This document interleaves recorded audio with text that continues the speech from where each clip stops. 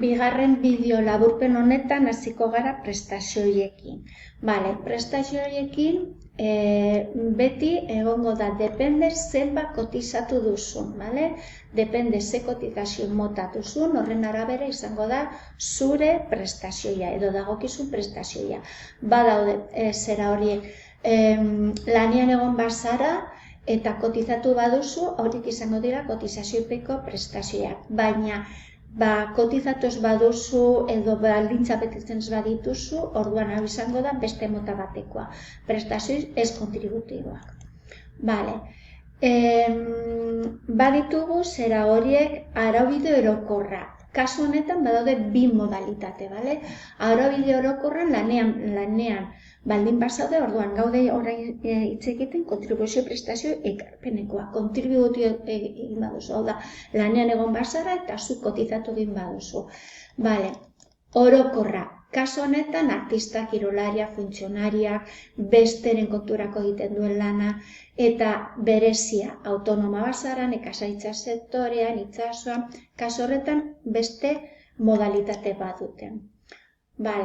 Osasun laguntza. Zertan datza guztio daukagu, gaixotzen bagara, ambulatoria, ospitalea, farmazia produktuak eskubide daukatu. Guztio daukagu horren eskubidea. Aldi baterako ezintasuna, eta kasu honetan, jartu behar duzu eta da denbora txiki baterako, gero berriro bueltatzen zarelako lanean, eta kasu honetan.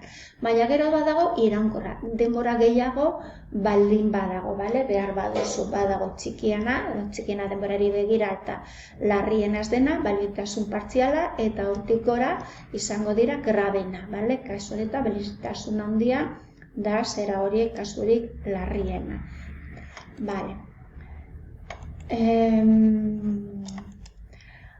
Beste prestakuntza importante bada amatasuna, amek erditzen dutenean edo haurdun daudenean daukaten eskubidea lanera ez joateko eta egoteko horre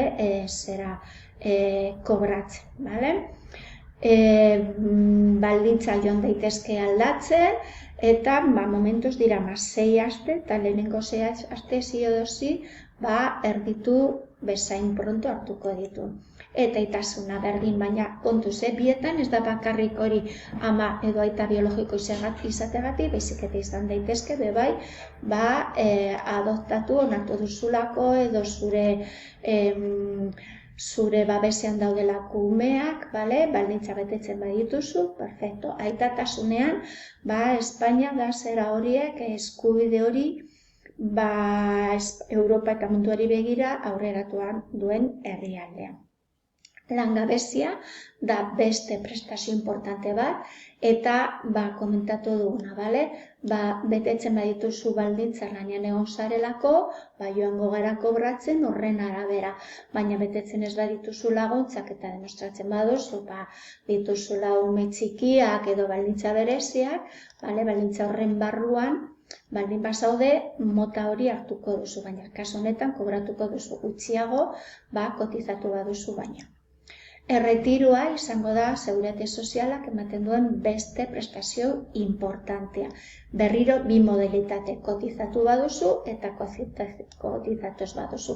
Kotizatu duzunaren arabera, hainbat urte, hainbateko joan zara zera hori kotizatzen, gero eta gehiago, kotizatu baduzu, gero eta gehiago izateko eskubidea.